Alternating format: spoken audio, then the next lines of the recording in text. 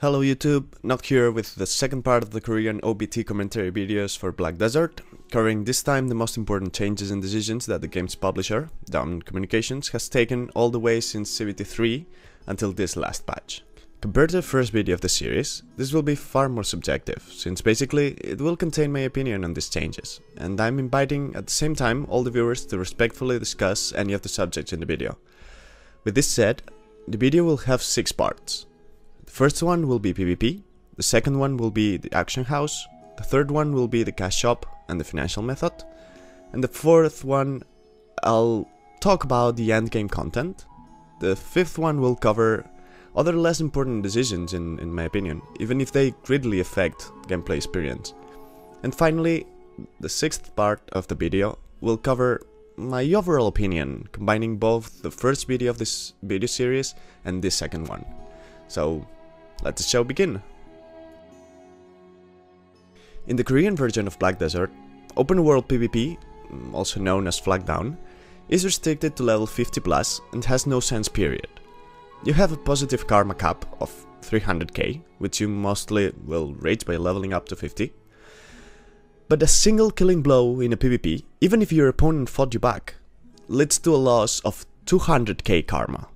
Which means that if you kill 2 people, even in a fair PvP, you'll have to grind around 10 hours to go back to positive karma.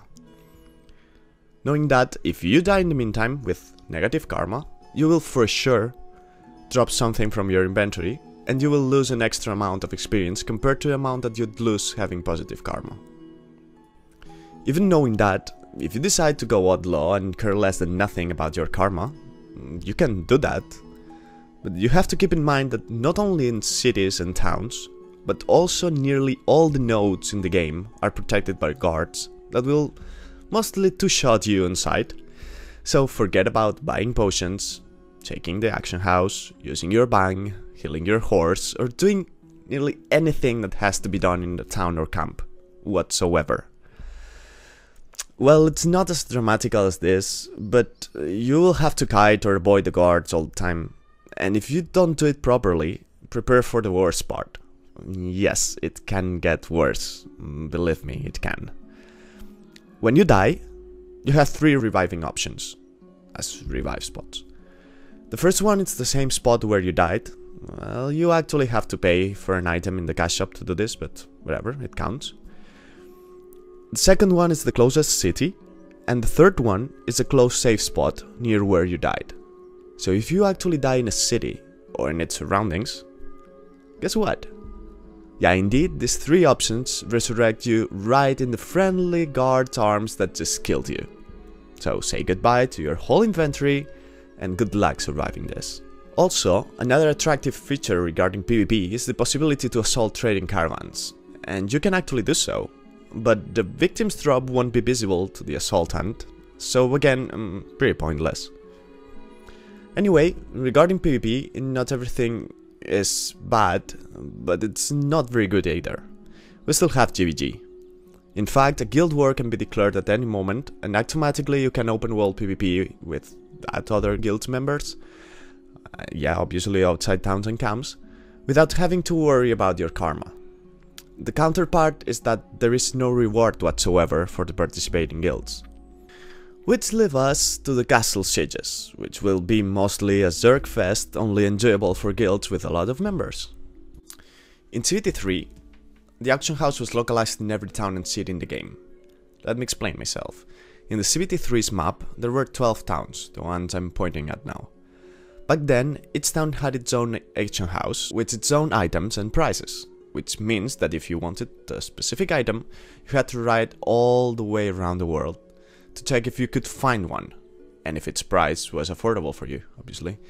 Or you could ask your guildmates to check it for you, if they happen to be close to a town far away from your location. At the beginning of the open beta, they took away all the auction houses from towns, leaving only the 3 ones in the major cities. With the following patch, they added the possibility of checking prices and items availability remotely using an action point, which is recovered over 5 minutes more or less. So in other words, they implemented cell phones and online stores in the Middle Age. good job. Finally, with the Business Stress patch, they made the auction house globalized, so you can put an item on sale in whichever major city and buy whichever item publicized wherever from whichever major city you happen to be. In other words, they added to the already implemented cell phones and online stores a time traveling portal through which items can be delivered instantly to the other side of the world. Okay. Probably players post World of Warcraft won't understand this feeling. Like, why to complain when you can have a globalized auction house, awesomely pleasant to use remotely from wherever you happen to be? Well, just listen and try to open your minds for a second. First of all, this game claims to be as realistic as possible. A globalized auction house attacks that statement directly. Secondly, think about a player that wants to play the crafting role exclusively, since this is a sandbox game where everyone is supposed to be able to choose the way of playing it, right? They can craft potions and sell them at a low price tag in the major city where the competence is higher. Or take them to a town close to the grinding spot and sell them there at a higher price. If someone's grinding and runs out of potions, they can choose between losing time by riding to the closest major city or spending a little bit more of money and buying our crafters potions. This is what happens in real life. If you go to a local store and buy, let's say, a beer there, it will cost you, let's say, $1. But if you get thirsty in the middle of a flight, the same beer might cost you like 5 times more. This is how business works, and I see no other way for it to be implemented in a game that claims to be realistic. The Korean version of Black Desert Online is a free-to-play game, which means that the players don't have to spend any amount of money whatsoever to play a game. And, well, quite a lot of people seem completely happy with that in the Western forums of the game. If open world PvP and the outlaw role-playing were both viable, let's imagine, then assaulting and defending trading caravans would constitute the most important part of the game, at least in terms of PvP. Not all guilds will be able to claim a castle due to their lack of members, but even small guilds could offer protection to a trading-oriented guild for a price. And even small guilds could be able to choose the path of the outlaw, assaulting those trading-oriented guilds' caravans. It would be a way of PvPing with a reason, not only beating another guild just for fun, but giving sense to PvP by turning it into a way of playing the game, a way of making profit. Okay, so now let's imagine that we have an interesting and open world PvP system, that makes sense, based on the assault defense of a trading system. Fine. Here comes the cash shop. The cash shop constitutes the only way of financing a free-to-play game like the Korean Black Desert. And it consists on spending real money to get in-game goods, often visual items such as armor skins or furniture. The problem comes, firstly, when those items affect the game performance, and secondly, when those items can be sold for in-game money. This last point, which consists on turning real money into in-game money, is pretty known as pay-to-win. Sadly, the cash shop for the Korean version of the game has both features. Its items greatly affect game performance. For example, a skin set for the armor grants the players a 10% bonus hunting experience. And you can also buy some scrolls that give you another 10% bonus hunting experience, which at the end of the day becomes nearly a 20% leveling time reduction, since nearly all the experience in the game comes from grinding. And they all can be sold in the auction house, so the more real money the player spends, the more in-game money they get, which totally crashes all this amazingly complex and fragile trading system.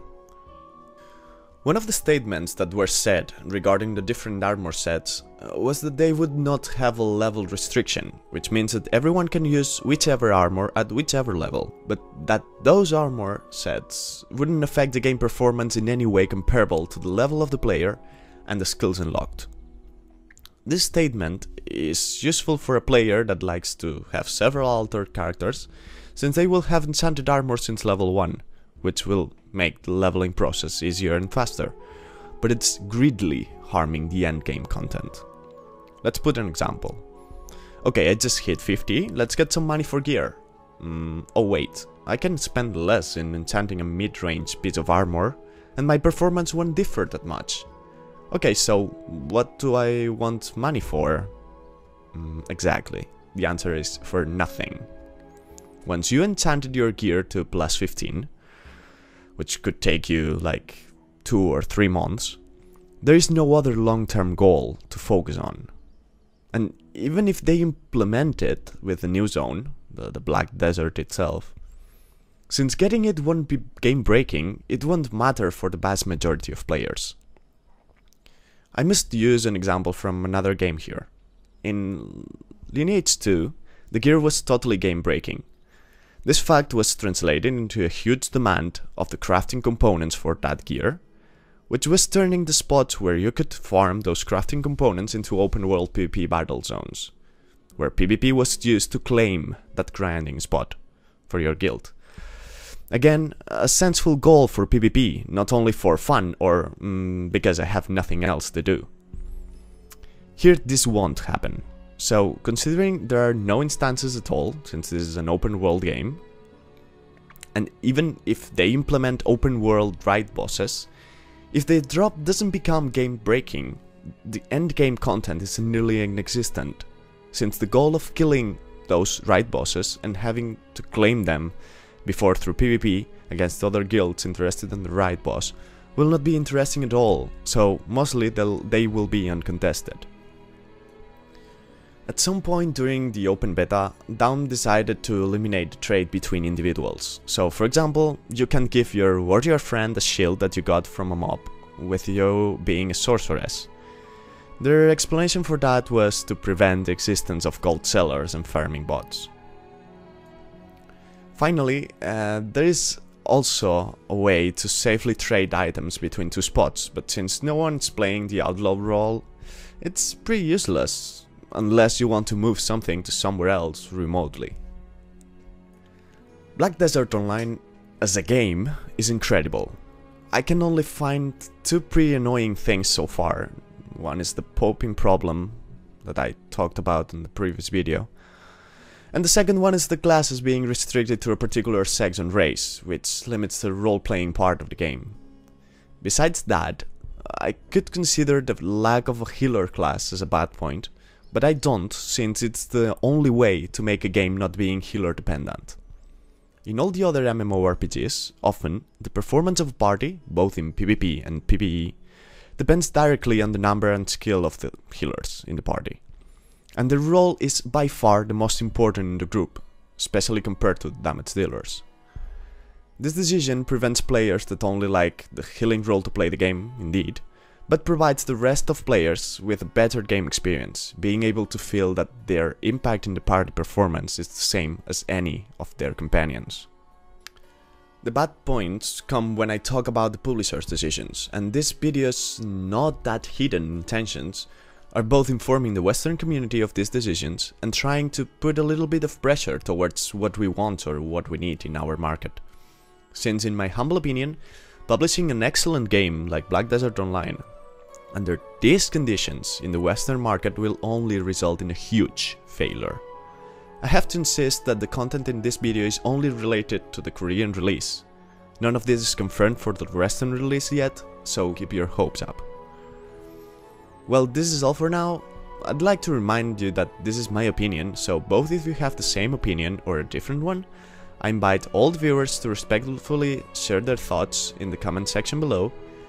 And important news will be covered in a future video of the Korean OBT commentary video series, and you can suggest any topic you would like me to talk about in a future video as well. Also, I invite you to join me in my stream. You'll find the link to it in the video description, and you can check the scheduled streaming times in the stream's description. Anyway, thank you so much for watching, and see you in the next video, or in the stream. See ya!